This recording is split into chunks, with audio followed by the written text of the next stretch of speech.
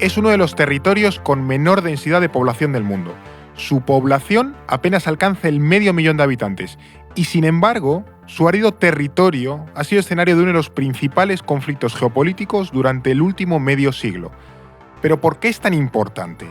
Y sobre todo, ¿qué nos dice su historia sobre el mundo en el que vivimos hoy en día?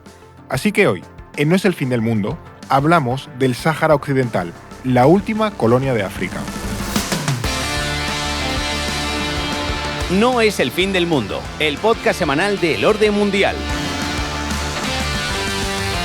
Y para este episodio, de un tema que además nos habéis ido pidiendo mucho en comentarios a lo largo de este podcast, no por ninguna razón específica, pero sí que lo comentabais, le vamos a dedicar por fin un episodio al Sáhara Occidental y para eso se han venido al estudio Eduardo Saldaña. ¿Qué tal, Eduardo? Pues muy bien, Fernando, con ganas de este capi. Ya estamos en diciembre y veo que ya tenemos espumillón. Y esto, aunque no te he visto hacerlo, sé que es cosa tuya. Los duendes de la Navidad, Fernando. Los duendes de la Navidad. Son los, ¿cómo se llamaban los de la peli? Estos los Leprechauns. Los Borrowers. A los Borrowers. Bueno, pues los Borrowers han sido esto, los Borrowers de Eduardo Saldaña. Y también hay un gorrito de Papá Noel colgando boca abajo como Mussolini. Vendrán más cosas con el espíritu de la Navidad. Bueno, bien. Espero que sean unos polvorones, por lo menos, porque aquí no estamos hablando después de comer a pan y agua nos tienes. ¿De qué sois más? ¿De turrones, polvorones o mazapanes? Polvorón. Bueno, en realidad llega… Sí, polvorón. Sí, turrón blando, primero. Vale. Bueno, o sea, polvorón, mazapán, turrón blando y turrón de guirlache. El turrón duro no. ¿Y cuál es el de guirlache? Pues uno que está como caramelizado por… está muy bueno. Y ese que es como, yema, como crema… El de yema también. El de yema está… magnífico. Tendremos tiempo de analizar todo esto. Sí. David Gómez, ¿qué tal, David? Pues muy contento, con ganas de este capítulo. Iba a decir que especialmente feliz por ver todo este decorado navideño. Significa que la Navidad ya está aquí. Ya ha llegado. ¿Es diciembre? Sí. No lo iba a poner, pero no he caído. Nada. Estaba ahí preparando esto y he dicho, anda, que ya es diciembre. Pues ya toca. Ha pasado ya el Black Friday y estas cosas. Eso es. Ya hemos dejado atrás el Black Friday y tenemos que ponernos con cosas serias. Pero bueno, mira, como tú lo decías, como ya vamos a entrar en diciembre, igual que hicimos el año pasado, esta Navidad vamos a hacer otro episodio en Navidad de preguntas y respuestas. Será el lunes 30 de enero, ya para cerrar el año, básicamente. Será el último episodio del año de No es el fin del mundo. Y para hacerlo, evidentemente, te necesitamos a ti, querido oyente, visionante o como nos escuches. Sabes que nos puedes dejar tus preguntas básicamente en la sección de comentarios donde nos escuches, en Spotify, hay un montón de comentarios, en YouTube, en iVoox, donde sea, ahí nos dejas tu pregunta y muchas de ellas las recogeremos. No van a caber todas porque vais a ser cientos los que pongáis preguntas, pero bueno. Si alguien tiene un audio, que nos manden algún audio.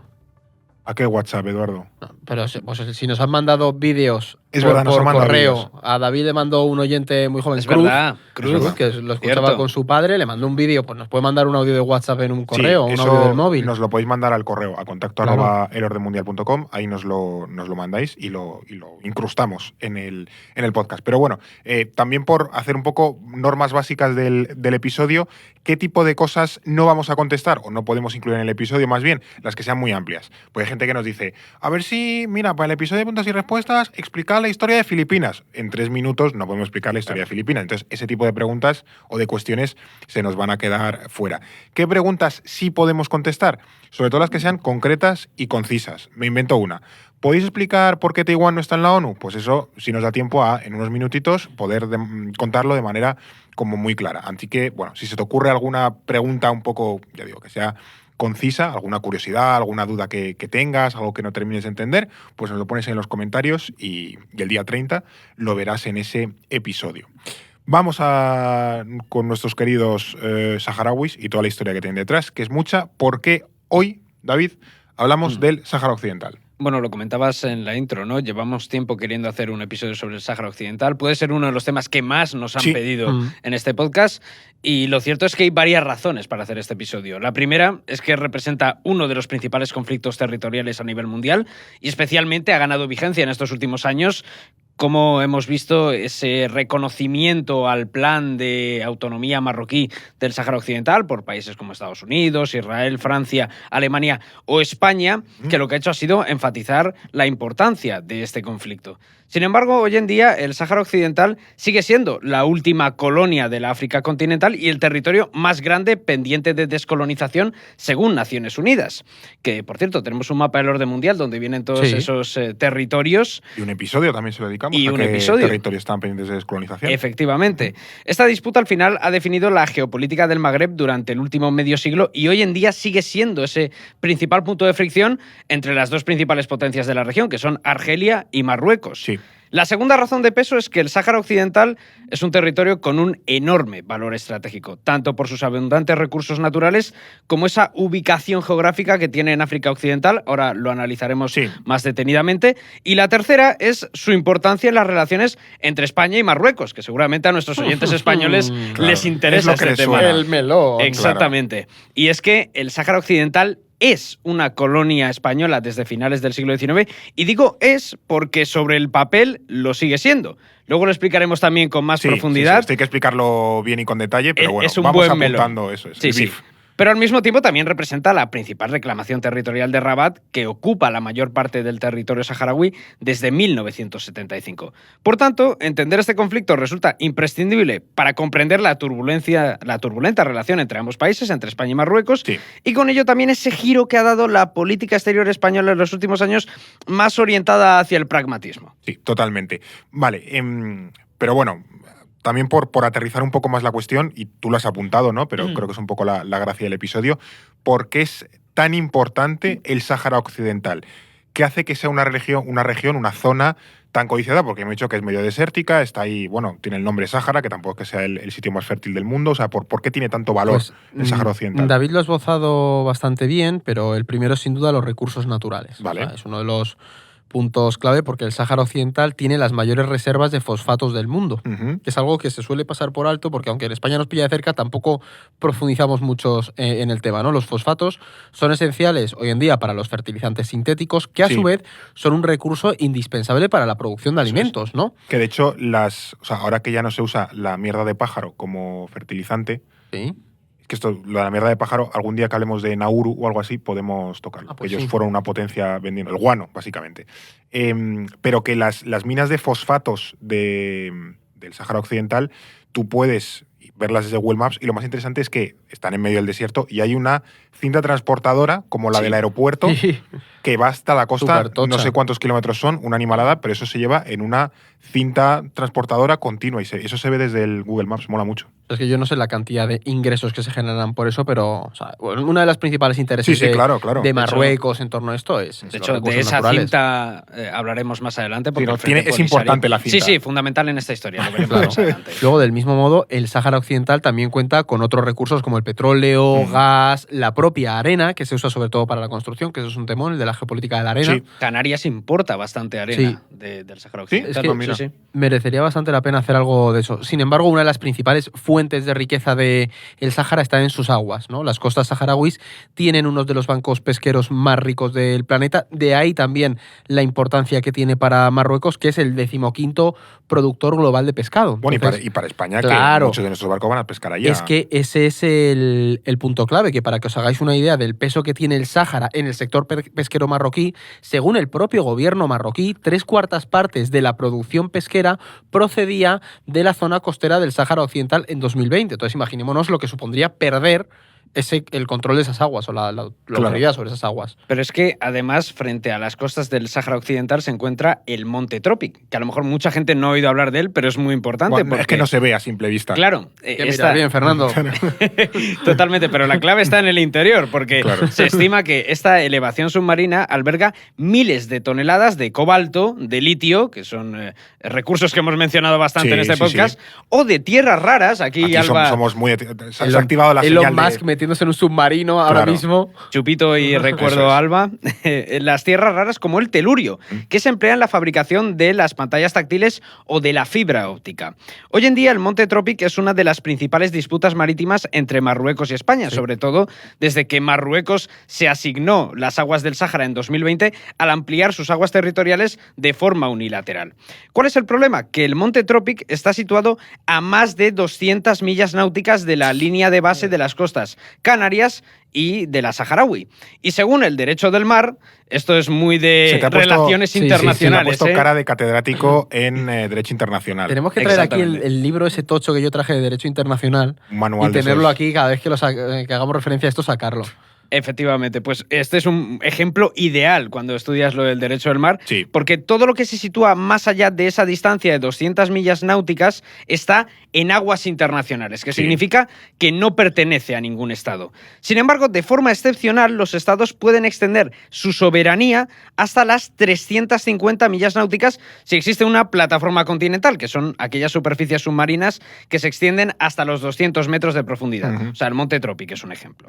Y tanto España como Marruecos quieren expandir su plataforma continental hasta esa distancia para poder explotar esos recursos que se estima que tiene el Monte Tropic. De ahí la importancia estratégica que tiene el Sáhara Occidental. Y además este ejemplo del Monte Tropic que pone David nos lleva también a un segundo punto que mencionábamos antes, que es la situación geográfica del Sáhara Occidental, que también es una de las principales razones o factores que determinan toda esta lucha, ¿no? Porque la costa saharaui no es solo un enclave estratégico fundamental por sus recursos, también es la puerta de acceso a todo el África Occidental y ese puente que conecta con el continente africano con el Atlántico. Hace un poco como lo que hablábamos de Senegal en el capítulo de Mali, ¿no? Que era esa ruta que los franceses intentaban asegurar con Senegal para el Atlántico, pues lo mismo ocurre con Hay que reconocerle al Sáhara Occidental que en términos de países pequeños y poco conocidos, su nombre ya te dice muy claro dónde está. Sí, eso por supuesto. Sáhara Occidental. No engaña a nadie. No hay fallo. Claro, pero el tema es que aquí, desde un punto de vista de la geopolítica clásica, ¿no? La importancia de la geografía, la posición geográfica del Sáhara Occidental es especialmente interesante, por ejemplo, para países como China, ¿no? Porque África se ha convertido en una prioridad para Pekín, le ofrece un mercado enorme para abastecerse de todas estas materias primas, también le da salida a las exportaciones y a nivel diplomático le ayuda bastante pues, para reforzar su liderazgo con el sur global del continente africano. Entonces busca acceder, ¿no? El resultado al final de esto es que China ha realizado importantes inversiones en infraestructura en todo el África Occidental en los últimos años. Y en este sentido, la costa del Sáhara ofrece muy buenas oportunidades para los negocios chinos. Esto que comenta Edu también es interesante para entender por qué Xi Jinping visita tanto Canarias. Esta idea de por qué el África Occidental es tan importante como puerta de acceso al continente africano y demás. O sea, que eso también tiene mucho que ver. O sea, que no es que a Xi Jinping le gusten las dunas y el...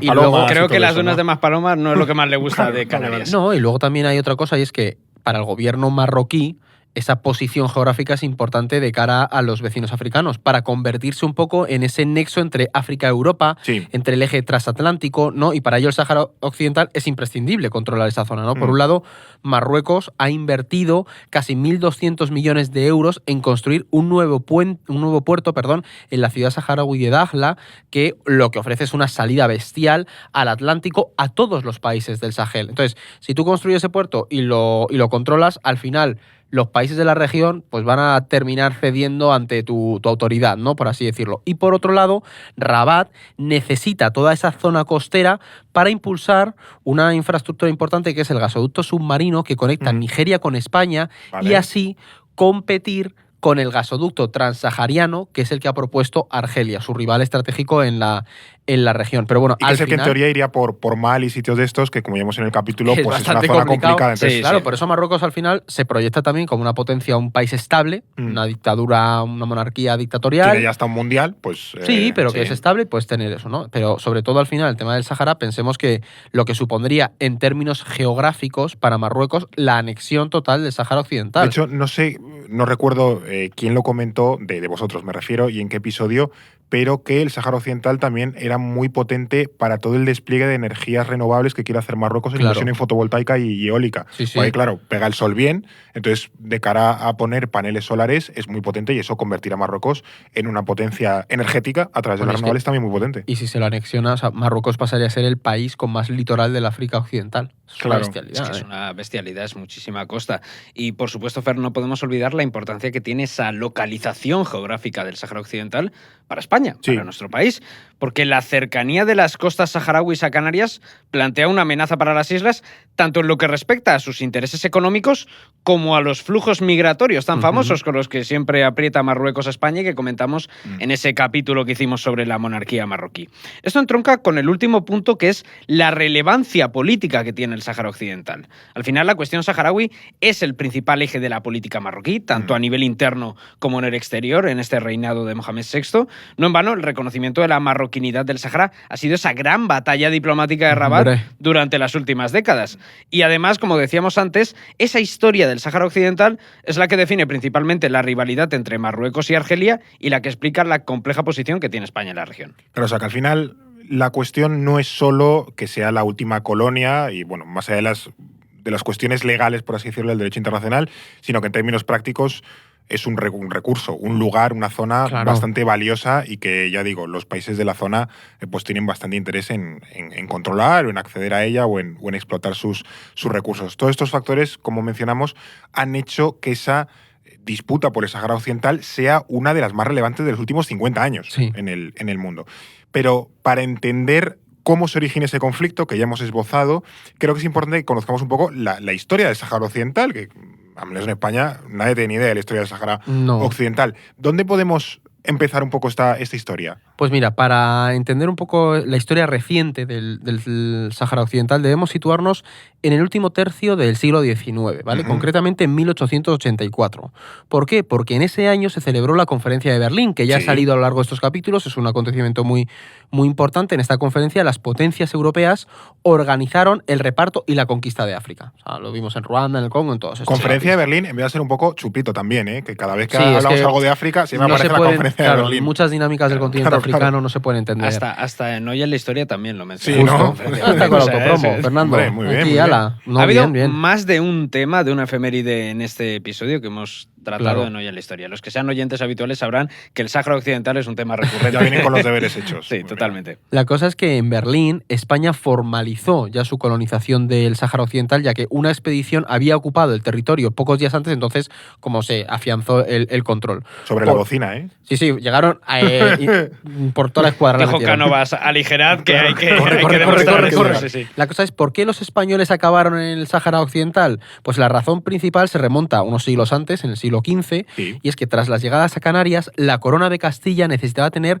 un enclave estratégico en las costas del Sáhara, ¿no? Para garantizar un poco la seguridad de las islas. De este modo se fundó el fuerte de Santa Cruz de la Mar Pequeña en el otro lado del Atlántico. No confundirse con Tenerife. Exactamente, no hay que confundir con Tenerife. Pero esta fortaleza de Santa Cruz de la Mar Pequeña sería destruida durante el siglo XVI y nunca se supo exactamente dónde estaba, que es lo curioso de esto. Luego generó bastantes controversias, como veremos ahora. Pero fue determinante porque legitimaría la presencia española en la zona a partir del siglo XIX, cuando España se enfrentó al sultanato de Marruecos en esa primera guerra africana de 1859 a 1860. Esto ya tiene bastante historia de España. La gente que te quiera estudiar selectividad, que esté muy atenta a este porque aquí episodio. Cuando tienes que elegir si XIX o siglo XX... Pero no es un tema en el que se profundice mucho. La historia africana de España en segundo bachillerato no se trabaja tanto. No, claro. Te lo estudias para selectividad y que, pero que yo poner no una recuerdo, velita a ver qué tema yo preparando te sale. el capítulo y leyendo el guión, yo no recordaba, por ejemplo, esta guerra africana del 59 al 60. No me sonaba. Ya. Sí, el Riff, que luego hablaremos de ello. Sí, de la época de O'Donnell. Eso te iba a decir, O'Donnell estaba en una de estas o algo así. Es de claro. O'Donnell, sí, de hecho. Sí. Y este conflicto, esta guerra africana de 1859-1860, comenzó por los ataques marroquíes contra Ceuta y fue un éxito militar para España. Terminó con Marruecos entregándole territorio al Estado español y entre ellos la zona de Ifni, que está en la costa sur de Marruecos y que es donde se creía que estaba ese fuerte de Santa Cruz de la Mar Pequeña. En cualquier caso, la victoria en la guerra y el deseo de no quedarse fuera de la carrera imperialista motivaron la colonización española del Sáhara Occidental. Claro, además esta colonización fue muy lenta. O sea, España no llega a ocupar Ifni de manera efectiva hasta 1934, es decir, 3/4 de siglo. Nos lo tomamos con calma. Eso es, hay que hacer las cosas Bastante bien. teníamos dentro. Estaba la cosa como, bueno, venga, Claro, vamos ahí a... está. Eso te iba a decir, que al final fue 75 años casi del final de la Primera Guerra Africana y hasta la década de los años 30 del siglo XX, o sea, 1930, la presencia española en el Sáhara Occidental se reducía a unos poquitos puestos militares, también es lo que tú has mencionado. De hecho, es lo que abordamos en el último tema, ¿no? Cuando hablamos de Cuba, pues toda la crisis Claro, nacional es que que supuso la pérdida de Cuba, Ahí Filipinas está. y Es que Puerto Rico. eso es lo que te iba a decir, ¿sabes? Que al final pensemos que España vivió un momento de profunda debilidad a finales Claro. del 19, ¿no? Esa fragilidad se manifestó especialmente en el desastre del 98, ¿no? Que dejó una de Sí, las- lo que llamamos aquí el desastre del 98, Sí, lo que se la llama en crisis del España, sí. 98. Sí, a ver, perdimos pues las posiciones Cuba, Puerto Rico, Guam, Filipinas. Los americanos nos lo quitaron todo. Sí. Es así. O sea, pues, algún Bueno. día hablaremos de Guam. Algún día hablaremos Lo de que Guam, habría- seguramente. Filipinas, tú imagínate. El tagalo. Que viene cerveza de allí también. Es verdad, es cierto. Es De un país que me apetece mucho. ¿De Sí, Filipinas? Mira, le pregunto a los Sí, sí, sí. oyentes, miro a cámara. Si yo voy a Filipinas de viaje, Statement. hago un capitulazo de Filipinas. Pensaba que ibas a decir, si me pagáis un viaje a Filipinas, Bueno, hago el ojo, capítulo. oye, que a lo mejor hay alguien que nos escucha de agencias de viaje, pues si nos pagáis un viaje a algún país, hacemos un capítulo profundo del país. No vas a llegar ni a Andorra, pero ¿Te bueno. imaginas? La Diputación de Badajoz, Claro. hacer un capítulo Bueno, de El Extremadura. La triple ya cuestión está es, tirado ya. por volver al España no estaba en condiciones de desarrollar una empresa tan grande y costosa y de rivalizar con potencias imperialistas No estaba en el continente el horno africano. Es pabollos decir, no era el o- momento claro, sí, sí. adecuado. De hecho, España pudo haber controlado muchísimo más territorio en África Occidental con el que se quedó realmente. Y es que en 1886 una expedición española liderada por Julio Cervera y por Francisco Quiroga llegó hasta la región de Adrar, que está en la parte oeste de la actual Mauritania, y el territorio que podrían haber controlado era de más de 600.000 kilómetros cuadrados, es decir, más grande que la propia España, pero no teníamos la capacidad de controlar semejante O sea, territorio. Mauritania pudo ser española. Podríamos haber tenido ahí, o sea, podría haber habido otra España más grande en Mauritania. Sí, sí. Pero no teníamos capacidad para controlarlo en esa época porque estábamos sufriendo muchísimo y estábamos en el periodo de declive ya, últimos coletazos del poder imperial, ¿no?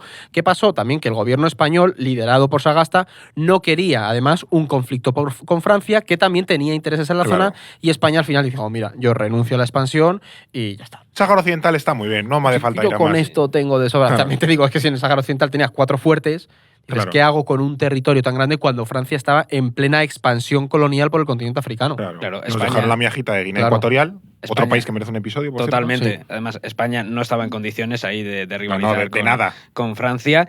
Y pensemos que en aquel momento España y Francia se estaban asentando en Marruecos después de esa Sí, conferencia justo. de Berlín. Eso es. Y ahí crearon sus propios protectorados. El protectorado español en Marruecos abarcaba la parte norte, que incluía las zonas del Rif y Yebala, y la parte sur, que incluía la zona del Cabo Jubi.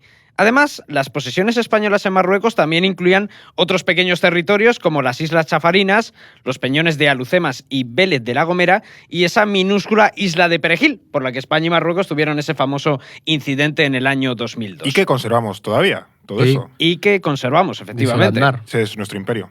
Sí, exactamente, Aznar. Como el ahí, Aznar, con- ¿no? con- Esto. sí, Sí, sí. el Tú a incidente punto de coger el Perejil. Fetme. Sí, sí. Es ahí al Hombre, perejil. al alba y con viento duro de levante. qué declaración más mítica, por favor. Sí, efectivamente.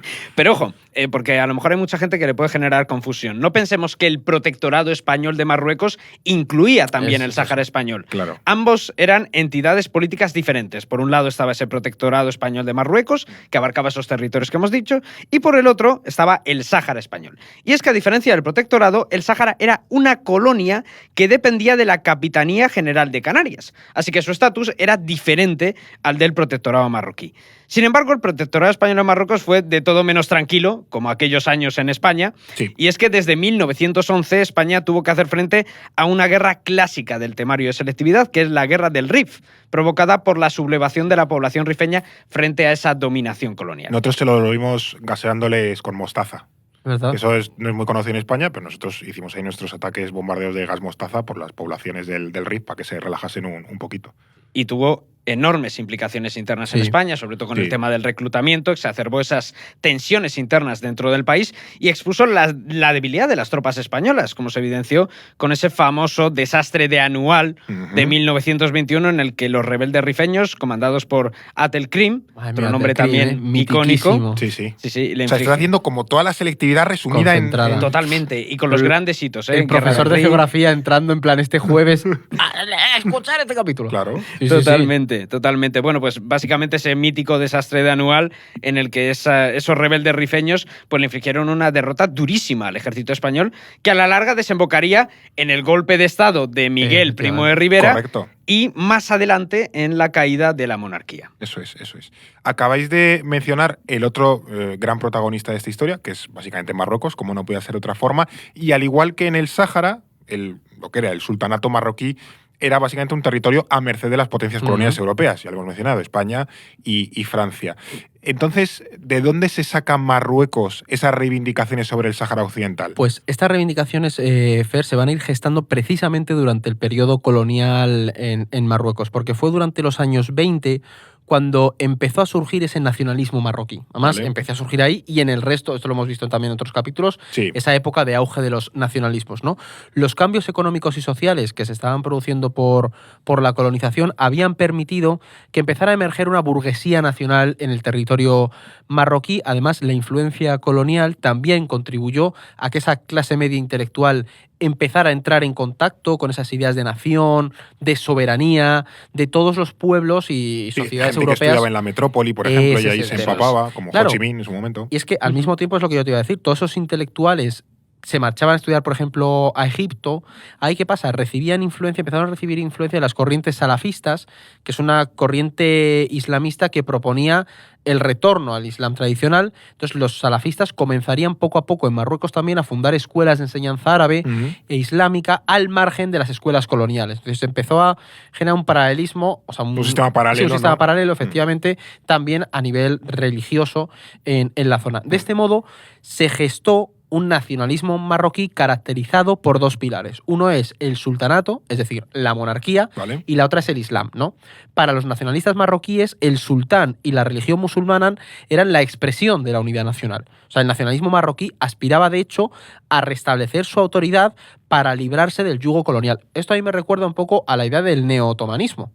Yo Sí. siempre barro para casa con Vale, Turquía. Sí, claro. Pero los marroquíes tienen un momento o una entidad del pasado a la que apelar. A mí es que me está recordando Arabia Saudí, que también es un estado que se forma en los años 30 Sí. bajo la promesa de, oye, yo soy el señor de aquí, yo promociono este tipo de Islam y tú me Claro, legitimas pero- como monarca. Pero los Saud tenían un referente, una unidad política, una entidad política a la que apelar, No. como un sultanato. Ese es el No. punto. Es que esa es la diferencia.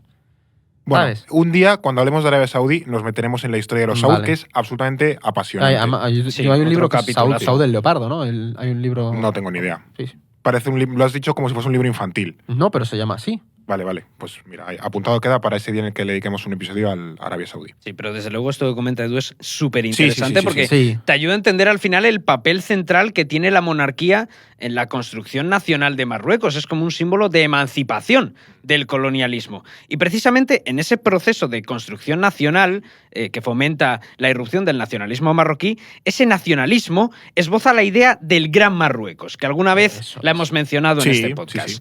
¿Y qué es el Gran Marruecos? Pues básicamente es un proyecto irredentista que abarca las fronteras que supuestamente debería tener Marruecos. Ese Gran Marruecos incluye el territorio de la actual Mauritania, parte de Argelia también, la zona occidental de Mali y el Sáhara Occidental. Y también Ceuta, Melilla y esas posesiones españolas en el norte de África que mencionábamos ya antes. pues, puestos a pedir, No, pues pero venga. siempre hay, de vez en cuando hay polémica con cómo proyectan los mapas algunas instituciones marroquíes. Y Eso en es. el episodio de Mali de hace un par de semanas lo mencionamos, que llegaron los sultanes del Marruecos, creo que era el siglo XVI, si no recuerdo mal, o XVII, llegaron a entrar hasta la zona de Justo. Tombuctú y que en su cabeza, pues claro, todo eso abarca todavía el Gran Marruecos. O claro. cuando aparecen autoridades marroquíes diciendo que Ceuta y Melilla son marroquíes, pues en definitiva Claro. viene de esta Sí. idea del Gran Marruecos. ¿Y por qué incluye estos territorios? Porque el nacionalismo marroquí sostiene que Marruecos es una entidad política con continuidad histórica Eso es. desde el siglo VIII, cuando Idris I, al que consideran el fundador de la nación marroquí, fundó esa dinastía idrísida, y después se sucedieron una serie de dinastías que dominaron el territorio marroquí y se expandieron por África Occidental. Entre ellas están también los almorávides y los almohades, que también forman parte de esa historia de España, de la selectividad. Para ellos eso sería Marruecos ya. Claro, exactamente. O hay una continuidad cosa, histórica claro, respecto a hay una línea, tú puedes ir uniendo ese pasado con el presente. O sea, el Idris este es su Don Pelayo, básicamente. Sí, un poco eso. Sí. Esos almorávides y almohades que también estuvieron en Al-Ándalus durante los siglos XI, XII y XIII. Entonces, hay cierta continuidad histórica con la dinastía alauita y con el reino marroquí actual. Vale. De esta manera, el nacionalismo marroquí considera que Marruecos tiene legitimidad histórica para dominar esos territorios, incluido el Sáhara Occidental. Claro, esto no deja de ser una especie de reivindicación maximalista que hace... Sí. Basándose en una interpretación muy generosa de la historia, pero desde luego es algo que vehicula o instrumentaliza su política exterior para ir exigiendo pues, determinados territorios, algunos de ellos, como ya hemos comentado, españoles. Pero aquí precisamente el crecimiento de ese nacionalismo marroquí en esos años 30, época de entreguerras, coincide también con un aumento de la presencia española en las colonias africanas, lo hemos comentado antes, cuando España realmente toma posesión efectiva de estos territorios del Sáhara. Aquí se ocupa Ifni, se ocupa el Sáhara Occidental y pasa a denominarse Sáhara Español. Sí. ¿Qué sucede para que España en ese momento decida tomarse en serio ya su empresa colonial? O sea, es como vamos con un poco de retraso, pero ahora sí. En primer lugar, después del desastre de Anual, se había conseguido pacificar los territorios, ¿no? Ahí el desembarco de Alhucemas del 25 permitió poner fin a la guerra del Rif, y con esta zona pacificada España podía ya acometer la reorganización administrativa de todas las posesiones coloniales. Además, a Francia le venía bien la presencia española porque así se controlaba un poco a los rebeldes de la región. Es decir, España, es que el desembarco de Alhucemas es franco-español. Claro, es decir, pero Francia además no animó, pero sí que como dejó que España tomara realmente posesión de esos territorios, ¿no? Que los controlara, porque si no tenía un caldo de cultivo, un polvorín ahí en la espalda que no le rentaba. Con ello, ¿qué ocurrió? Que las autoridades españolas incrementaron su presencia en el Sáhara Occidental para establecer esa ocupación real y efectiva. De este modo, en 1934, la administración española firmó un acuerdo amistoso con esas tribus saharauis y el Sáhara Occidental pasó a conocerse como el Sáhara Español. Vale. Y sin embargo, si hay un periodo en el que se impulsó esa ocupación del Sáhara Occidental, fue claramente durante el franquismo, ¿no? Sí. ¿Por qué Franco le da tanta importancia a esa colonización del territorio saharaui? Porque claro, estamos en los años 30, ese ya llega la guerra civil, evidentemente ahí no se iba a colonizar nada, y luego ya pues vendría la época de la inmediata posguerra, que tampoco estábamos para grandes generosidades. Sí. Pero por varias razones, básicamente, Fer. Al final, la primera es ese contexto internacional posterior a la Guerra Civil Española, que termina en 1939, y que coincide con el inicio de la Segunda Guerra Mundial, cuando la ocupación nazi de Francia y el acercamiento de España a las potencias del eje le hicieron creer a Franco que tras la Segunda Guerra Mundial se corregirían esas injusticias cometidas contra España durante el reparto colonial de África. Y una impronta muy nacionalista. Si el eje ganaba la guerra, si no, pues nos daban por saco. Claro, exactamente. Todo al rojo. No, salió negro. La segunda era la visión africanista de los militares que impulsaron el golpe contra la Segunda República. Tienes figuras como Franco, Queipo de Llano o Millán Astray, que fue el fundador de la Legión, que habían forjado su carrera militar en África. Sí. Esto hizo que el franquismo considerara la región, y en particular el Sáhara Occidental, como una prioridad geopolítica. No solo porque era para ellos una parte ineludible de la nación española, sino también porque representaba ese escudo defensivo frente a Canarias, o para Canarias, mejor dicho. Y la tercera razón, y quizás la más importante, era la relevancia geopolítica que adquirió el Sáhara Occidental tras la Guerra Civil. Y es que durante los años 40 se descubrió que el Sáhara Español contaba con un importante yacimiento de fosfatos, riqueza pesquera y hasta posibles yacimientos petrolíferos. Es en ese momento donde se da cuenta España de la importancia geopolítica que puede tener a nivel de recursos. Claro, que esto en la España de la autarquía...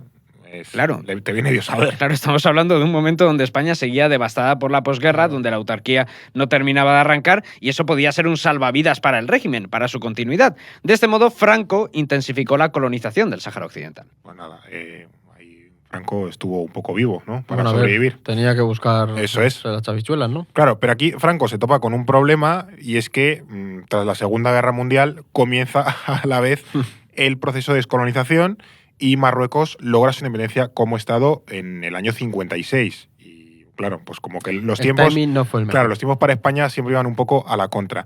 ¿Cómo repercute todo este contexto ya de incipiente descolonización en esa situación del Sáhara Pues Occidental? es un momento decisivo, porque es aquí donde comienza verdaderamente a originarse el conflicto actual del Sáhara Ya. Occidental.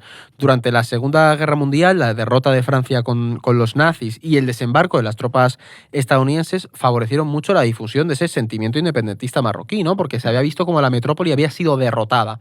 También es importante esa idea porque pasó en otros países Bueno, y será luego africanos. la chispa de Argelia, de Eso te iba a Vietnam, decir. o sea... ¿Qué pasa? Que ahí fue cuando en el 44 los nacionalistas marroquí crearon el Partido de la Independencia de Marruecos o Istiklal. Todos los países árabes hay muchos partidos Partido del Istiklal. Istiklal, sí. que, de Hasta en hecho, Turquía. Sí, la principal calle es Istiklal, que eso es es. la calle de la Independencia, está ahí en el centro que va hasta Taksim, ¿no?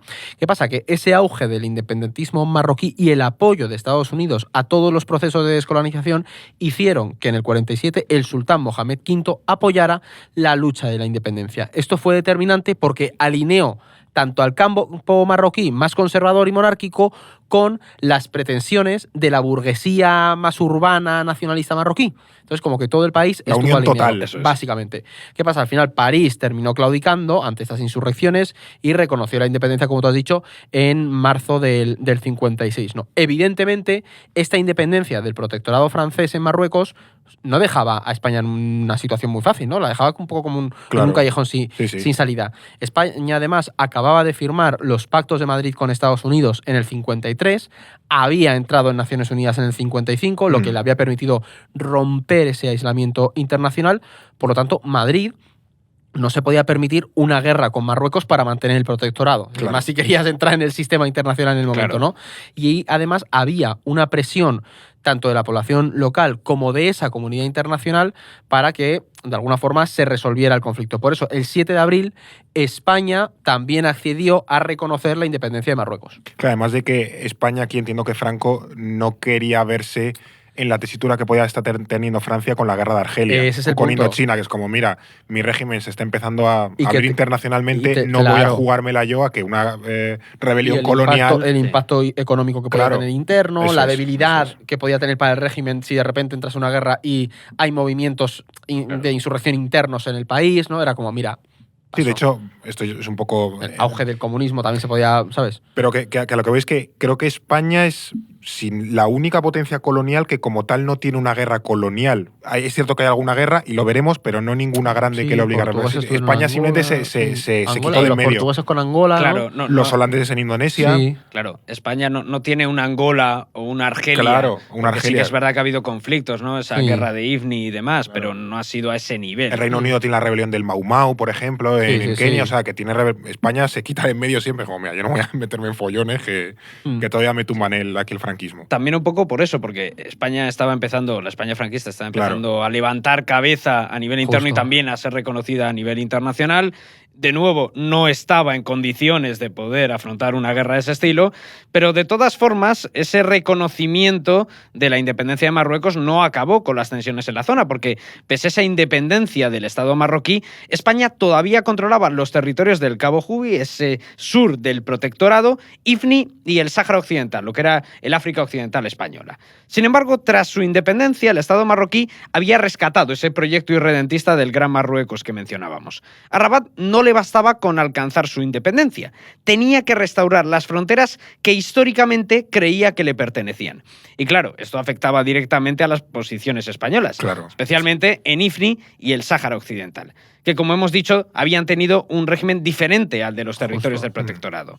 Estas tensiones provocaron que en 1957 ese ejército de liberación marroquí iniciara la guerra de Ifni contra España, que es la última guerra de España en África, pero que tampoco tiene la enjundia de una guerra de Argelia. Claro. Pese a la victoria militar española, Madrid terminó entregándole a Marruecos la soberanía del Cabo Jubi y el territorio de Ifni, a excepción de su capital, que permanecería como colonia española hasta 1960. Claro, que es lo que decía, que España gana, pero mira, no quiero más movidas, Claro. toma, Pero quédatelo. yo me voy de aquí, O como Tánger, no recuerdo en qué año se cede, Tánger era una ciudad española y llega un punto de como, mira, quedaosla, que no voy a Sí. estar yo a palos por esto. Sin embargo, la excepción sería el Sáhara Occidental, que seguiría bajo soberanía de España hasta pocos días antes de la muerte de Franco, en el 75. Por eso, de ahí en adelante, la principal preocupación de Marruecos sería hacerse con el territorio saharaui. Claro, porque en muy Desde ahí hasta rápido... ahora.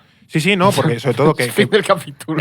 muy rápido consigue lo que quiere, en el sentido de Claro. que las pretensiones, Franco se lo cede y es como, bueno, pues si he conseguido Ifni y la zona de Tánger en 0, pues venga, vamos ahora con el Sáhara Occidental, que a mí es lo que me importa, ¿no? Y todo esto se produce en medio de un proceso de descolonización a nivel Claro, es que mundial. también están bastante como legitimados por el marco internacional. Ah, ¿sabes? totalmente, están crecidísimos. Y por la precisamente. principal potencia internacional del momento. Claro, que es- eso lo vamos a mencionar, la relación con Estados Claro, Unidos. es que fuerza a España, toda la presión internacional, a ceder esas posesiones territoriales en Marruecos. Y es cierto que el franquismo mantuvo su dominio, lo que tú has mencionado, David, sobre el Sáhara Occidental, casi hasta la muerte de Franco en el 75.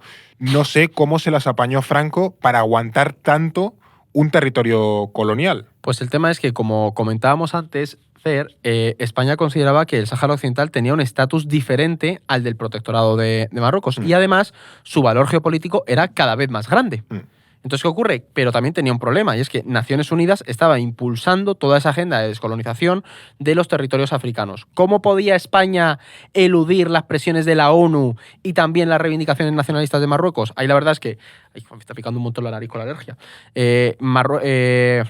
Marruecos se hablando de sacó... eso, es. Sí, perdón. Marruecos se sacó una carta de la manga que no se lo esperaban, y es básicamente se anexionó el Sáhara de manera efectiva. Es decir, en 1958 el gobierno español declaró al Sáhara como una provincia española. Y esto es bastante importante. ¿Por qué? O sea, tenía un impacto muy grande, porque sobre el papel los saharauis pasaban a ser ciudadanos españoles de pleno derecho. Ya.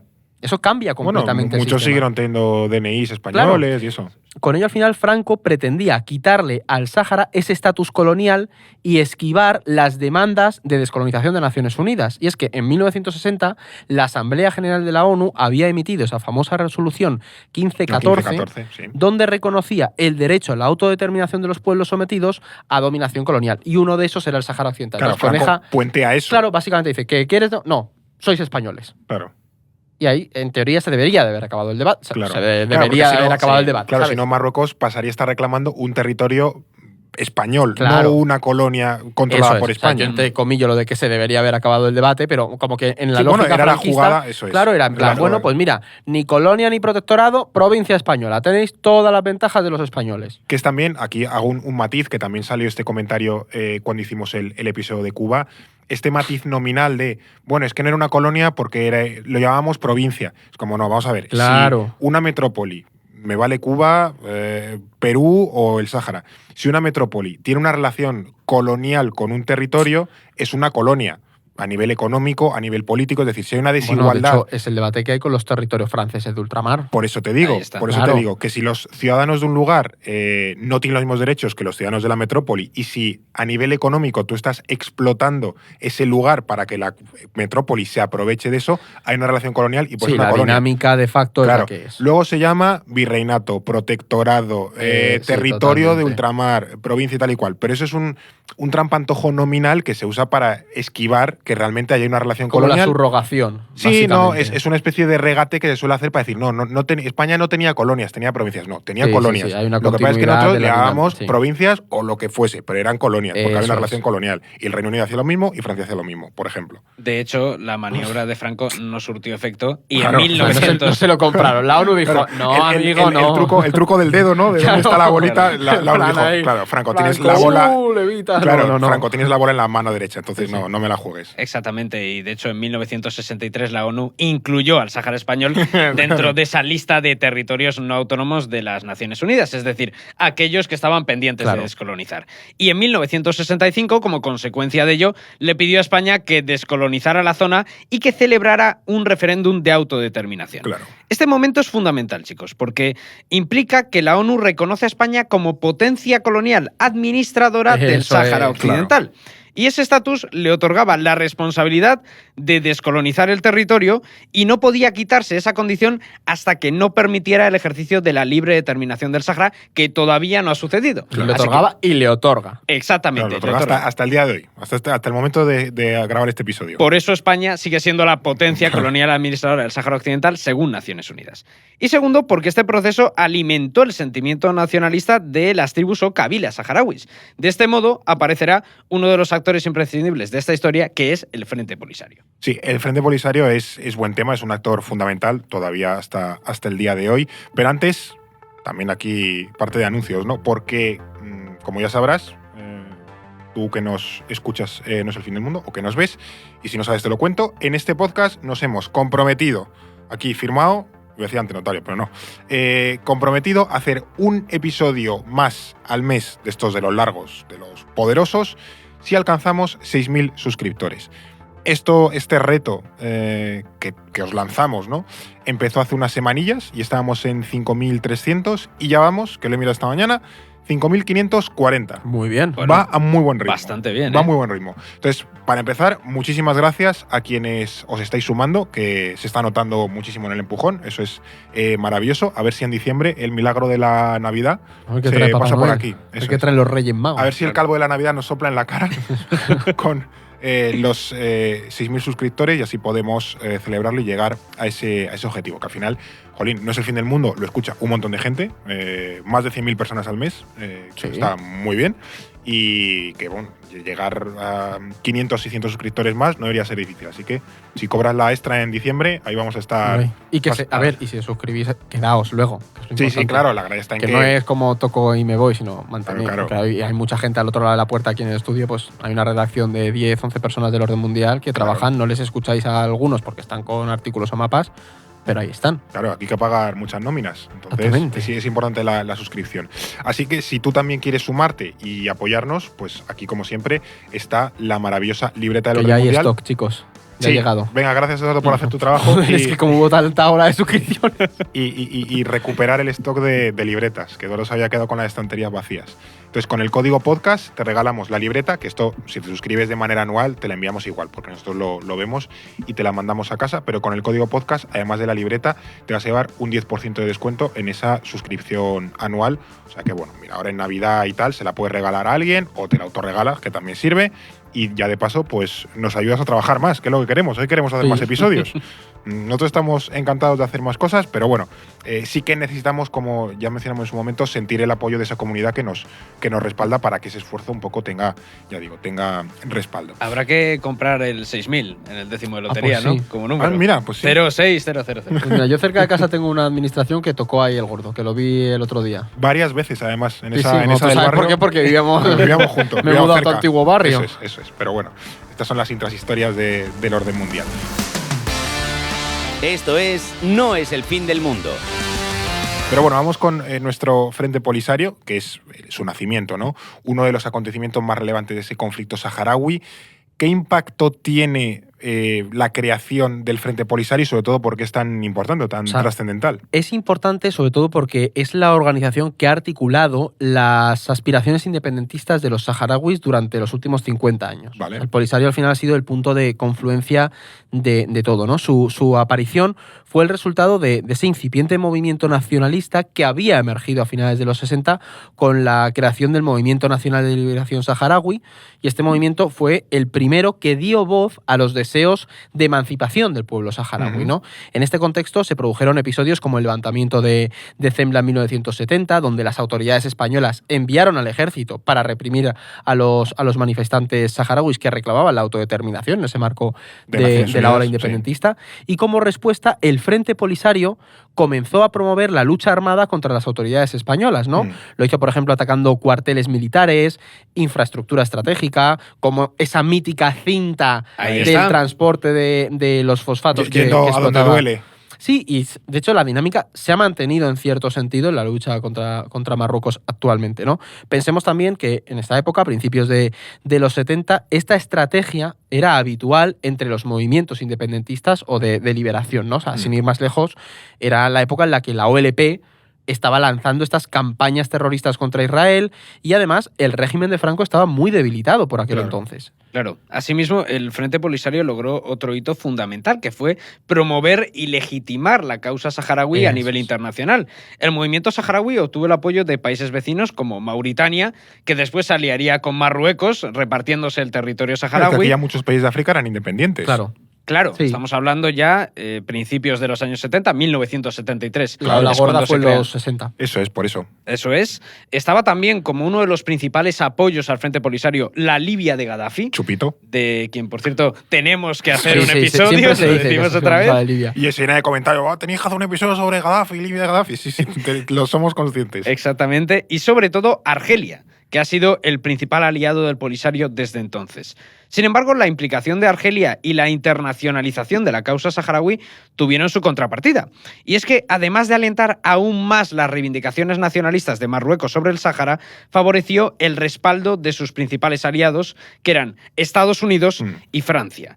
Pensad que estábamos todavía en plena Guerra Fría, que es algo que no hemos mencionado, Sí, pero sí, sí. estamos en ese marco, y Argelia acababa de independizarse de Francia tras una cruenta guerra por la independencia. Por aquel entonces, Argel era el principal aliado de la Unión Soviética en el Magreb, así que tanto a Washington como a París les preocupaba que se creara una república árabe saharaui democrática de corte socialista y panarabista. Claro. Haciendo un poco el sándwich a Marruecos, que era su aliado. Claro. Eso Y es es, que en ¿no? esa época tenías todo este movimiento panarabista, ¿sabes? De los ba'athistas y todo en Sí. el mundo Sí, árabe. ya después del Yom Kippur se irá diluyendo también en el Claro. 73, pero bueno, todavía seguía siendo bastante fuerte. Además, Francia y Estados Unidos mantenían vínculos históricos con Marruecos. Ya hemos visto que el Estado francés había sido la principal potencia colonial del territorio marroquí, mientras que Washington y Rabat habían forjado una estrecha amistad desde que el sultán de Marruecos fuese el primero en reconocer la independencia estadounidense en 1777. Es que esto no se sabe normalmente. Esa es una pregunta de trivial tremenda. Sí, ¿Cuál pero- fue el primer país en reconocer a Estados Unidos? Pero y este limón, Marruecos lo tiene exprimido hasta unos niveles. Bueno, y Estados Y le Unidos también, funciona. ¿eh? Sí, Sí, Estados sí, y Unidos, le sí. funciona plenamente. Sí. Y vamos, yo creo que es la mejor decisión que ha tomado Marruecos un en su líder, vida, sí, desde tal luego, cual. reconocer el primero a Estados Unidos. Y de este modo, Marruecos encontró un escenario favorable para materializar esos deseos irredentistas. Claro, justo por Marruecos os iba a preguntar, porque hemos dicho que España estaba ya en un momento de extrema debilidad, ya con Franco chocheando, Carrero Blanco por las nubes, bueno, en fin, estas cosas. Y mientras tanto, emerge el Frente Polisario. ¿Qué pasa con Rabat entonces? ¿Cómo reacciona ante esta situación? Pues Marruecos había vivido unos años bastante turbulentos durante la década de los 60, o sea, en el 61 murió repentinamente Mohamed V, que esto llevó de manera un poco abrupta a Hassan II, su hijo, al trono, ¿no? Hassan fortaleció mucho el poder real frente al Parlamento, gobernó de hecho de manera bastante autoritaria, incrementó la represión contra los partidos opositores. Hassan II era bastante duro. Era de mano dura, sí. Entonces, ¿qué pasa? Que la delicada coyuntura política provocó que Hassan II sufriera, de hecho, 2 intentos de golpe de Estado, en el 71 y en el 72. Es cuando intentan derribar su avión o algo así, ¿no? Ah, Que sí, es, como, justo. es muy heavy el Claro, golpe ¿qué pasa? ese. Que como el ejército empezaba a presentar una amenaza para el poder de la monarquía, Hassan lo que quería era alejar a sus tropas de la capital, de Rabat.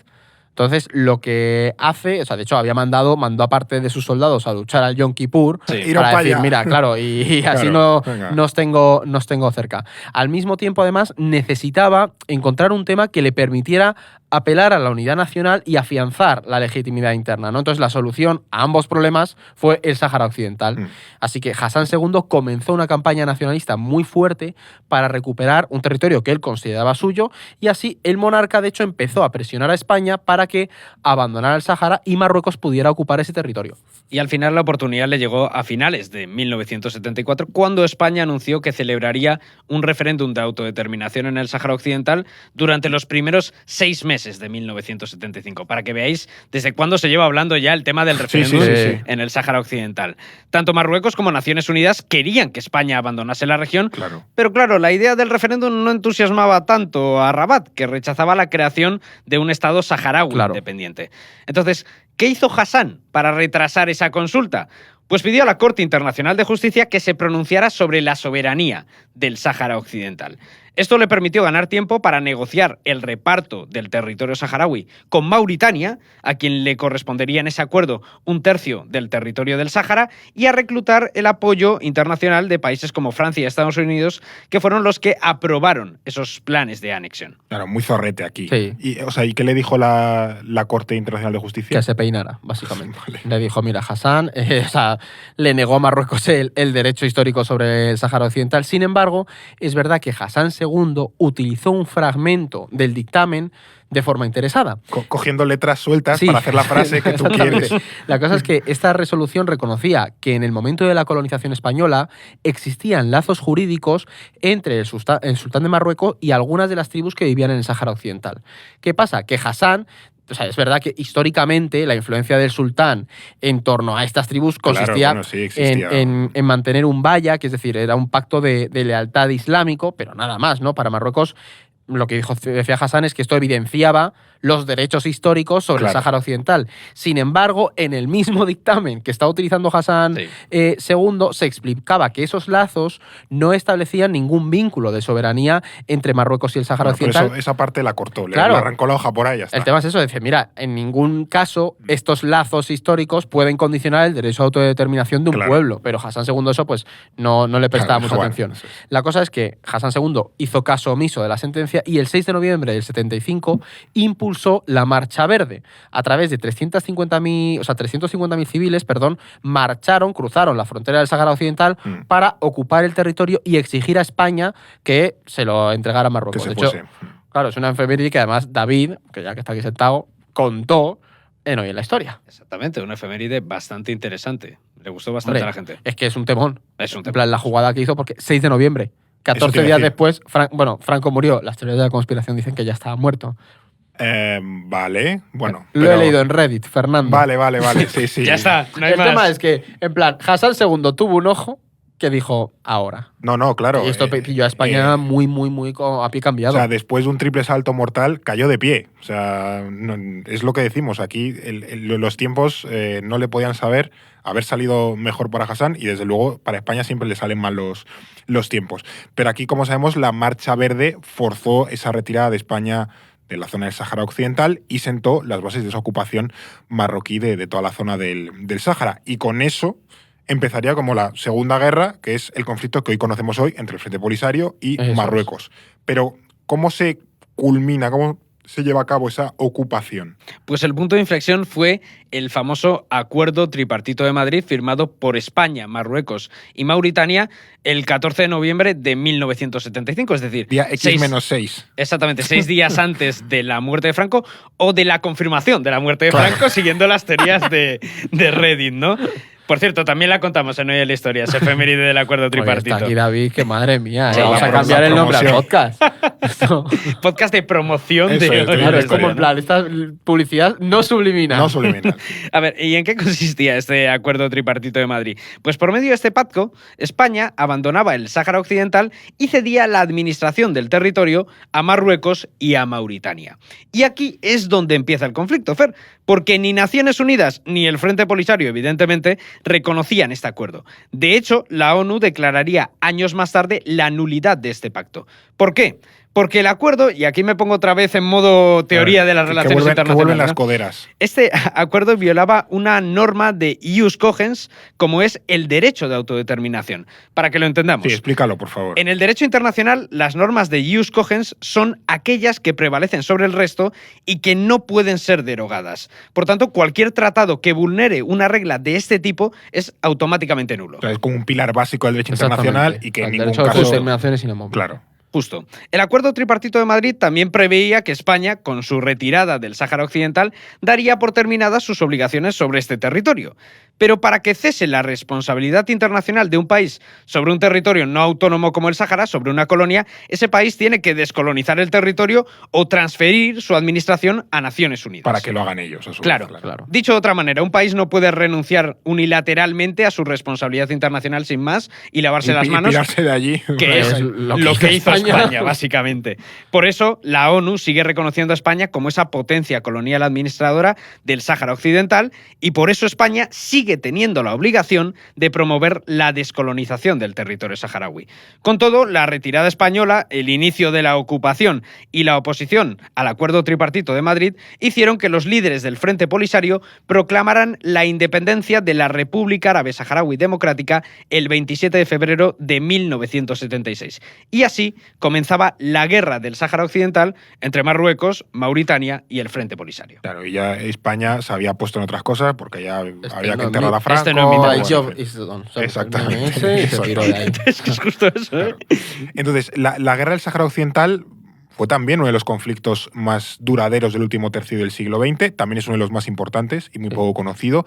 ¿Cómo influye esa contienda en la realidad actual que vemos hoy en el Sáhara Occidental? Pues la guerra del Sáhara Occidental dejó unas secuelas que todavía se pueden ver. Es decir, la primera fue la retirada de Mauritania del conflicto. O sea, esa guerra de guerrillas del Frente Polisario provocó que Mauritania terminara firmando la paz con el movimiento saharaui en el 79 y renunció a las reivindicaciones territoriales y como resultado Marruecos comenzó a reclamar todo el territorio del Sáhara. Si no lo quieres tú esa última croqueta, es Sí, para mí. pero al final yo, eso sí, hizo que se convirtiera en el único actor en el conflicto junto al Frente Polisario. Sí. Ya sí que pasó a ser un conflicto entre el Polisario y Marruecos, ¿no? Marruecos. La segunda consecuencia fue el inicio del exilio hacia las zonas de Tinduf en Argelia. Es decir, miles de familias saharauis, que de hecho nosotros conocemos gente que su familia está en los campamentos de Tinduf, que han crecido allí y se vinieron para España.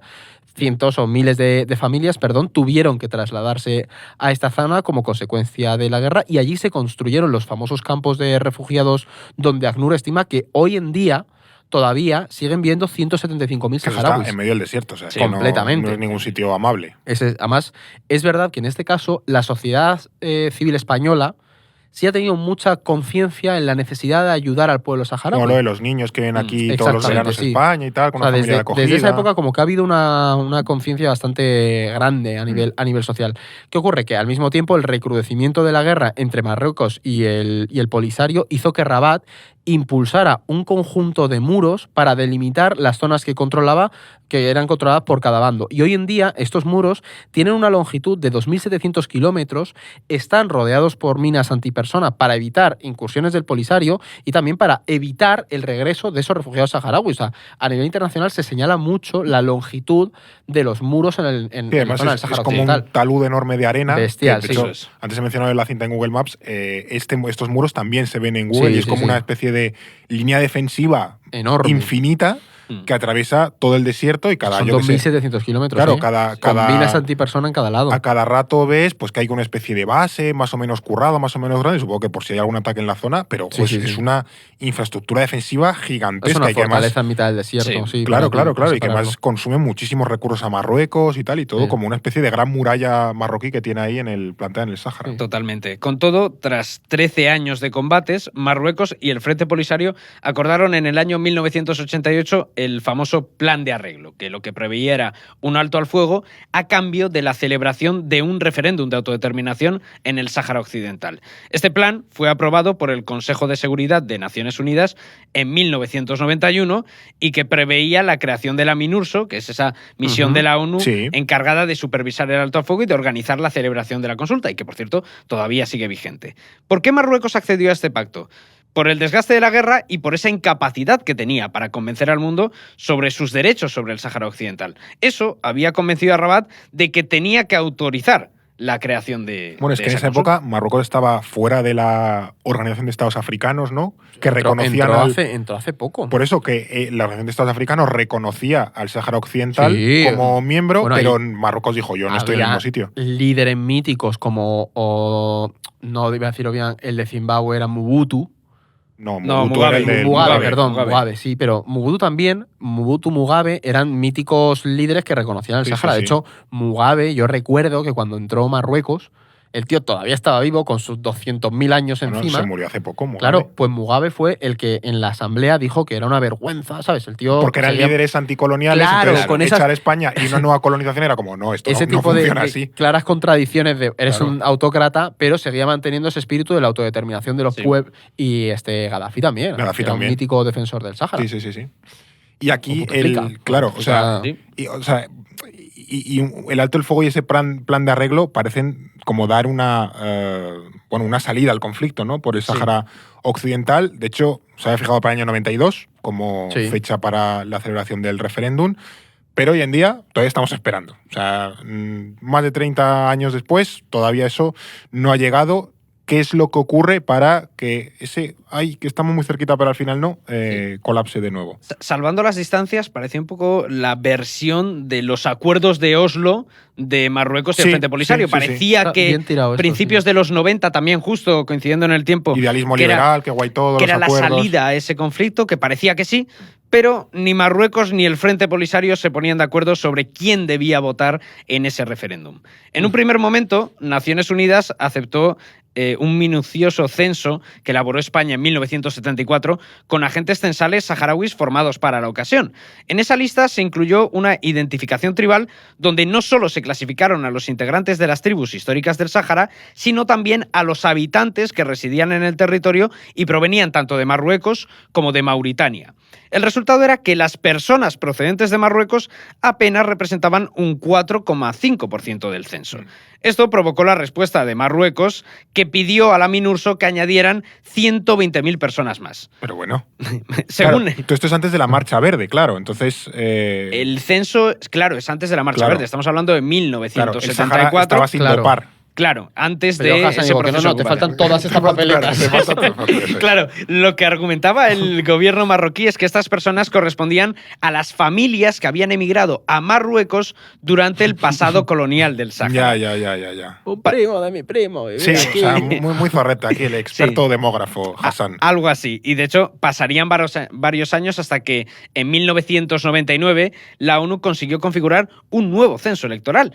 Este censo contaba con 86.000 votantes, pero fue rechazado nuevamente por Marruecos, que presentó, ojo a esto, 130.000 recursos de apelación.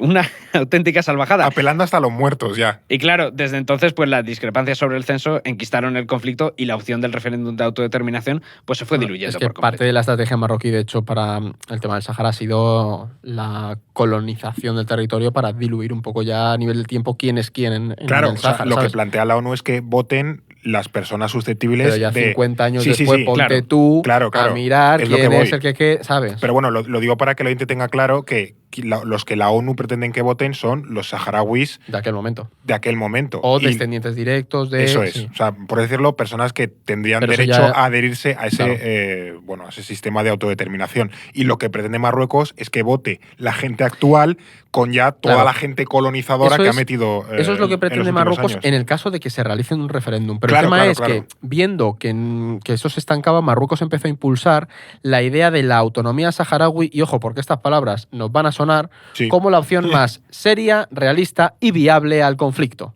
Y esto es algo que hemos escuchado hace poco en ese cambio de tercio que nos dejó a todos un poco parafraseando a nuestro ministro de Exteriores. ¿Qué ocurre? Que poco a poco la comunidad internacional fue abrazando su tesis, ¿no? Y en el 97 la ONU nombró al exsecretario de Estado estadounidense James Baker como enviado especial para el Sáhara Occidental, y Baker propuso en el 2001 un plan en el que ofrecía cierta autonomía al Sáhara dentro del Estado marroquí. Un poco la idea que estaba ya promoviendo Marruecos. Esa propuesta, de hecho, fue rechazada de inmediato por Argelia y por el Polisario, pero 2 años más tarde, Baker presentó una nueva iniciativa en la que se contemplaba que el Sáhara Occidental fuera primero una autonomía marroquí durante 5 años y pasado ese tiempo se celebrará un referéndum de autodeterminación.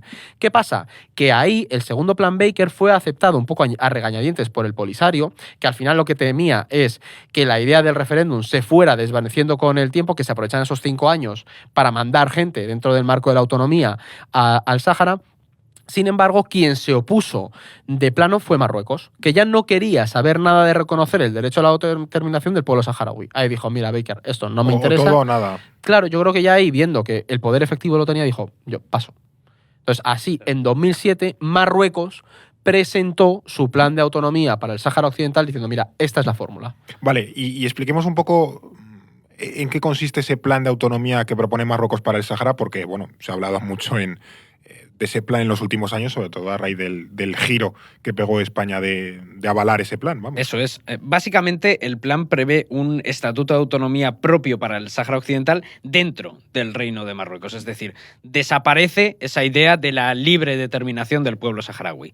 Esta autonomía le permitiría al Sáhara gestionar competencias como la administración local, la sanidad, la educación, la vivienda, el empleo, la agricultura o el turismo, entre otras. Sin embargo, el Estado marroquí mantendría competencias clave como la defensa, la seguridad nacional, la política exterior, la moneda, la religión y la explotación de los recursos naturales. Del mismo modo, el Plan de Autonomía marroquí incluye la creación de un Parlamento regional saharaui compuesto por miembros elegidos tanto por las tribus saharauis como por sufragio universal directo. Y ese Parlamento tendría capacidad propia para legislar, pero claro, siempre dentro de los márgenes previstos por la Constitución marroquí, todo bastante restringido. Y además los saharauis contarían con un presidente y un gobierno regional que serían investidos por el rey, aunque elegido por su propio Parlamento. Y también con su propio Tribunal Superior de Justicia. Es que aquí hay una cosa, que cuando España abrazó la tesis de Marruecos hace poco, una de las respuestas que se daba cuando se decía que el plan de autonomía era el más viable es ¿pero qué autonomía hay en Marruecos? Claro. Es decir, vale, hay a nivel legislativo o administrativo puedes tener regiones autónomas, pero ¿realmente tienen autonomía? Claro, nominalmente puede ser autónomo, pero luego recordemos que Marruecos no deja de ser un régimen autocrático. Es una monarquía constitucional, pero donde todavía el rey tiene mucho poder y donde la democracia ahí pues llega hasta unos límites bastante cortos. Pues ese es el tema por el que mucha gente decía, mira, es que este plan no tiene ninguna viabilidad en la medida en la que no se garantiza una autonomía real. Ser, claro, nominalmente una autonomía, pero en la práctica yo creo que todo va a venir dictado desde Rabat. Entonces, pues, bueno, básicamente te estás anexionando un territorio a cambio de puertas para afuera, decir que es una autonomía y tal y cual, o sea, por una cuestión cosmética. Entonces es un plan ese es el punto. Difícil de justificar, que luego es cierto que la otra posición es la idealista, en el sentido de, pues, autodeterminación o nada, pero hoy desde luego la autodeterminación es inviable por la situación y el contexto del lugar, ¿no? Pero bueno, a pesar del rechazo del Frente Polisario, ese plan de autonomía marroquí para el Sáhara Occidental ha ido ganando bastantes apoyos entre la comunidad internacional. Uno de los más destacados, o el más diría, que fue de Donald Trump, que en enero está de vuelta, porque en 2020 Trump dio un giro bastante curioso a la política exterior de Estados Unidos y reconoció directamente la soberanía marroquí del Sáhara Occidental. Ya se nos ha olvidado, pero aquí había motivos muy importantes para hacer esto. Y además tenía un impacto enorme porque directamente Estados Unidos se desentendía, se desligaba de todas las resoluciones que había emitido el Consejo de Seguridad. Y la doctrina de autodeterminación que había impulsado el propio Estados Unidos. Eso es lo más llamativo de todo esto. Pero tenía razones de peso, fundamentalmente dos. La primera es la que hemos comentado antes, que es esa alianza histórica entre Estados Unidos y Marruecos. Washington siempre ha considerado a Rabat como uno de sus principales aliados internacionales, en especial por ese papel como garante de la estabilidad en el norte de África y ese rol en la lucha contra el terrorismo. Esa cooperación se ha evidenciado especialmente en el ámbito militar. Hay que recordar que Estados Unidos es el principal proveedor de armas a Marruecos y recientemente ha reforzado al ejército marroquí con misiles de largo alcance ATAMS, justo los que Ucrania está empezando a usar en territorio ruso a raíz de esa autorización de Biden. Pero la más importante, y este es el quid de la cuestión, tiene que ver con Israel. Bueno, porque durante los que faltaban. Claro, durante su mandato recordaréis que Donald Trump impulsó la normalización de relaciones entre el Estado israelí y el mundo árabe a través de esos famosos acuerdos de Abraham. Pues el reconocimiento de la soberanía marroquí sobre el Sáhara era el paso decisivo para que Marruecos reconociera a Israel. Que aquí hay una cosa, históricamente ha habido buenas relaciones entre Marruecos e Israel porque había una comunidad de sefardíes importantes en Marruecos que luego emigraron a Israel. O sea, de hecho, ahí se habla de Arilla en algunas... Sí, y que Marruecos, dentro de los judíos que vivían fuera de Israel, no fue de los países más agresivos para con Israel y para con los judíos. Entonces, muchos países, los judíos tuvieron que salir pitando porque los asesinaban.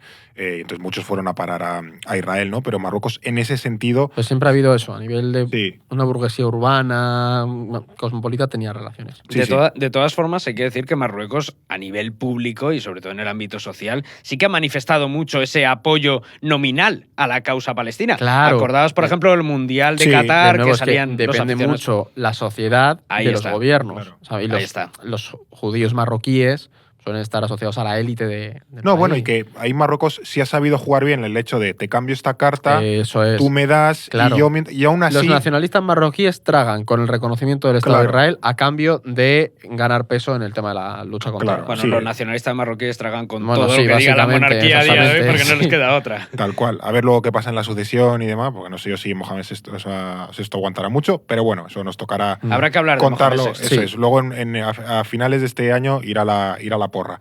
Pero bueno, otros países occidentales como Francia y Alemania también se han sumado a ese paso de reconocer la soberanía de Marruecos sobre el Sáhara Occidental. Y luego nosotros en España, en 2022, se respaldó ese plan de autonomía marroquí a través de una carta de Pedro Sánchez al rey Mohamed VI. ¿Por qué estos países europeos, que son de los más relevantes, han abrazado esa postura marroquí? Pues principalmente, Fer, por los intereses que tiene la Unión Europea con Marruecos en diferentes ámbitos. Es decir, uno de ellos es la inmigración. La Unión Europea acostumbra a hacer esa política de la externalización del control de las fronteras a terceros países y Marruecos es un actor clave a la hora de controlar esa llegada de migrantes a las costas europeas procedentes del África subsahariana. Del mismo modo, la cooperación con Rabat también es fundamental en la lucha contra la delincuencia transfronteriza y contra el terrorismo yihadista, que no para de crecer en toda esa región del Sahel, una región que no para de tener golpes de Estado y una crisis cada vez más incipiente, ¿no? Por lo tanto, un aliado firme y estable, aunque sea una dictadura, pues es una buena garantía para el pragmatismo europeo. Exactamente. Otro ámbito fundamental son las relaciones entre España y la Unión Europea. En esas relaciones es el plano económico. Por ejemplo, en el sector pesquero, como ya hemos comentado, la flota de la Unión Europea ha operado durante años en las aguas ocupadas del Sáhara Occidental gracias a acuerdos ilegales que se han firmado con Marruecos. Que de hecho hace poco la justicia europea lo derogó, ¿no? Lo declaró ilegal. Que todas las asociaciones saharauis salieron a celebrarlo, ¿no? A cambio, lo que ha hecho la Unión Europea es que ha contribuido a financiar la construcción de infraestructura pesquera en esas tierras ocupadas por Rabat, ¿no? Este acuerdo es lo que tú has dicho, ha sido anulado y pues, fue un palo bastante gordo y reveló un poco esos intereses compartidos y esa hipocresía de los países europeos. Y además, ya hemos comentado que Marruecos va camino de convertirse en un socio estratégico muy importante en el plano energético. Sí. Y en un contexto de fragmentación y desacople global, ¿no? La posición geográfica de Marruecos en el norte de África lo convierte en ese nexo imprescindible para todo el transporte de gas procedente de Nigeria y así ayudar a la Unión Europea a diversificar sus fuentes de suministro. Y esto a España, pues, dentro de esa isla energética, pues imaginaos lo que... Claro. Y al margen de ese colchón de intereses, que es una expresión muy mítica en las relaciones entre España y Marruecos, este giro pro-marroquí de los países europeos refleja el cambio de tendencia en su política exterior hacia un mayor pragmatismo, como comentaba Edu ahora. En los últimos años, la Unión Europea está empezando a priorizar esos intereses estratégicos por encima de sus valores políticos e ideológicos. Porque no debemos olvidar que el plan de autonomía marroquí vulnera las resoluciones del Consejo de Seguridad de Naciones Unidas. Aunque Álvarez, cuando lo tuvimos aquí, el ministro de Exteriores español, dijo que el plan de Marruecos se situaba en ese marco de Naciones Unidas. Le hizo un Fernando que te rompió la cadera con ese regate a la pregunta. Bueno, hombre, a ver, los políticos tienen que decir lo que tienen que decir. Y un diplomático cumplió el papel de diplomático, pero claro, sabían lo que iba a hacer. Y si no te quedas ahí media hora y que no nos va a dar aquí una exclusiva, ¿sabes? No te iba a contestar, nadie iba a decir, como decía en todas las entrevistas, que se ajustaba al marco de Naciones Unidas. Pero lo cierto es que el Consejo de Seguridad de la ONU sigue abogando por una solución que prevea la autodeterminación del pueblo saharaui. Y el plan de autonomía marroquí, como hemos dicho, pues no lo hace.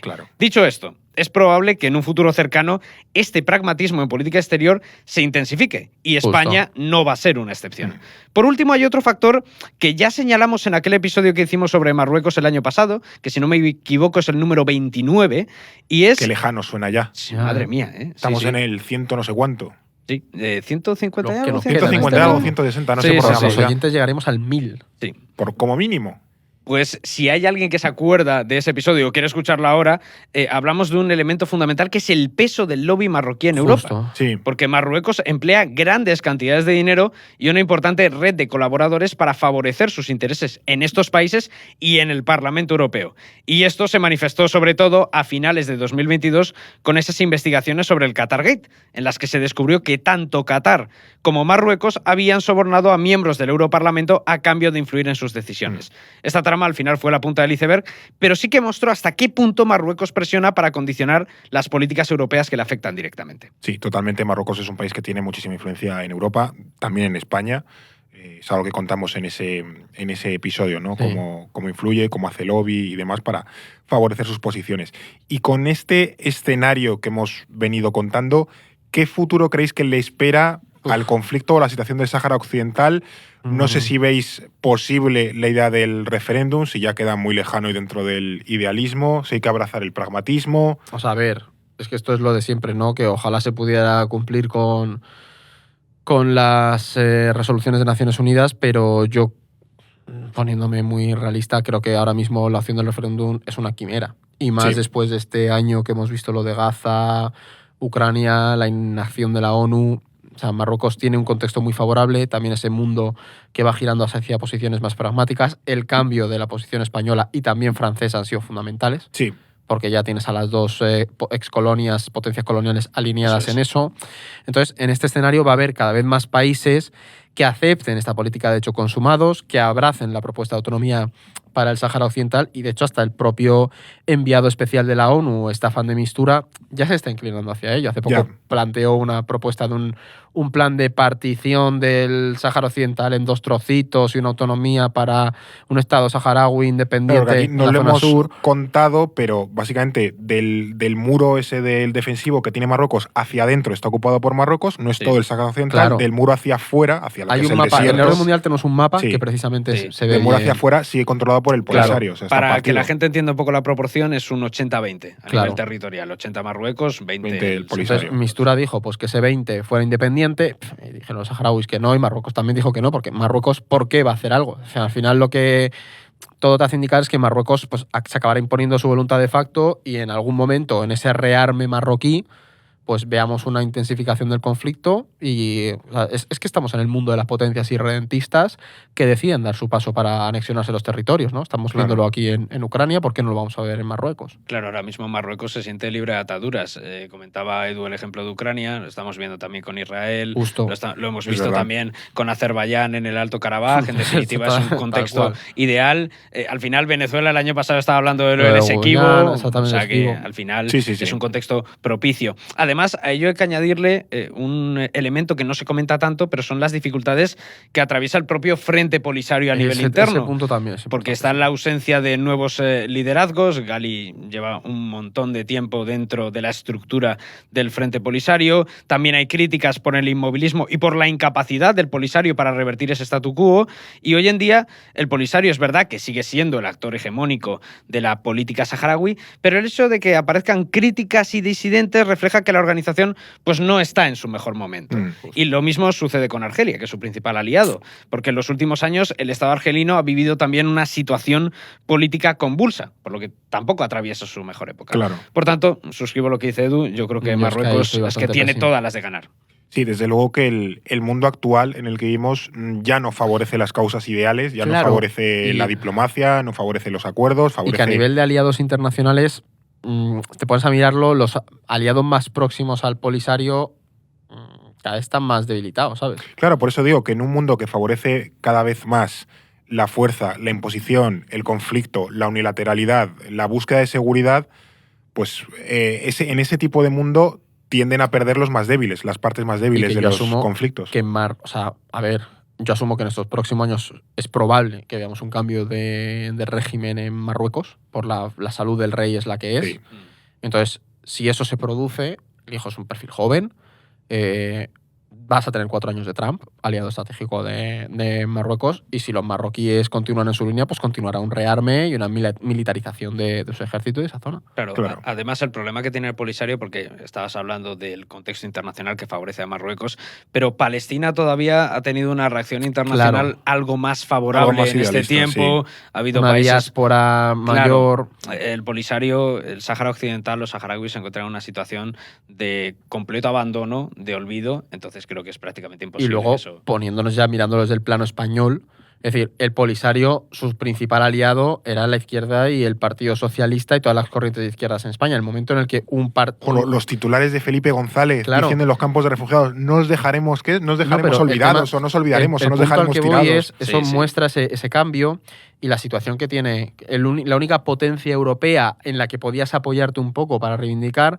ha hecho ese cambio en materia de política Sí, exterior. sí, sí. El gobierno, un gobierno de izquierdas que es en el socialdemócrata, que teóricamente ha estado siempre de tu lado, ¿no? Entonces, si hay un cambio de ciclo político en España, los saharauis no esperarán que un gobierno de derechas cambie la política exterior, la revierta. Sería algo muy contradictorio, ¿no? Entonces, creo que al final es un cambio también la visión estratégica y en la política exterior española que va a determinar el futuro del Sáhara Occidental. Sí, tampoco hay países africanos que les apoyen de manera efectiva, les pueden apoyar de manera nominal. No, de pero nuevo, hecho, porque los líderes africanos de las independencias han muerto. Ya. Y muchos de los partidos de esas independencias están muy, muy dañados, como por ejemplo la ANC en Sudáfrica, el partido de Mandela.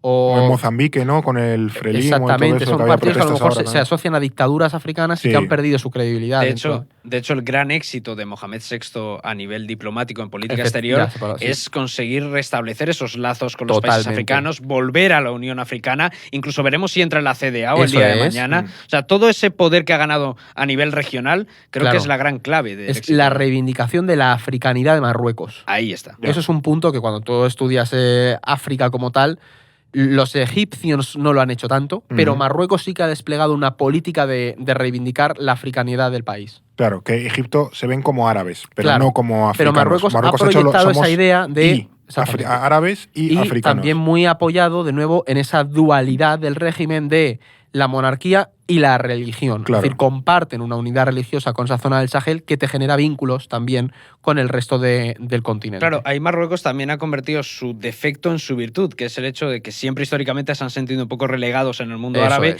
no les han visto como plenamente árabes. El último era el último reducto, ¿no? del mundo árabe, y ha sabido jugar esa carta ahora, es decir, nosotros sí que somos africanos, somos esa naturaleza dual árabes-africanos, y eso le ha permitido llegar a países que Egipto, por ejemplo, no ha jugado esa carta. O sea, Nigeria, por ejemplo, las alianzas Marruecos-Nigeria, eso es bestial, utiliza su posición geográfica y el Sáhara Occidental es un caramelo geopolítico para, de hecho, decir, mira, déjame que controle esto de manera ya completa y así desarrollamos infraestructura en el territorio y te ayudo a ti, pongo Nigeria, a tirar tus oleoductos y gasoductos por aquí. Claro, hoy nos tocaba el Sáhara Occidental. Ya nos tocará Marruecos. Ya nos tocará Marruecos, sobre todo ya nos tocará pues cosas como que puede acabar pasando con Ceuta y Melilla, etcétera, etcétera. Y hay muchos conflictos pendientes, por decirlo, o disputas que en algún momento habrá que abordar, ¿no? Pero bueno, hoy nos ha tocado el Sáhara Occidental, yo creo que le hemos…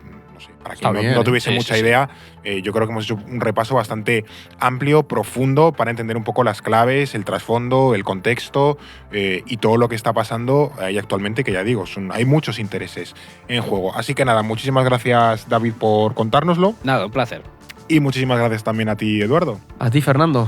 Y gracias también a ti que nos has estado pues escuchando a través de Spotify, de iVoox, de Amazon, de Apple. También si nos has visto a través de YouTube. Mil gracias. Recuerda suscribirte con el código podcast para llevarte la libretilla y un 10% de descuento. Y nada, que en unos días, en una semana, estamos aquí de vuelta en No es el fin del mundo. No es el fin del mundo, el podcast semanal del orden mundial. Producido por The Voice Village. Dirección Eduardo Saldaña. Conducido por Fernando Arancón y guión de David Gómez y Alba Leiva. Producción ejecutiva Ricardo Villa. Diseño de sonido y sintonía original Pablo de Diego.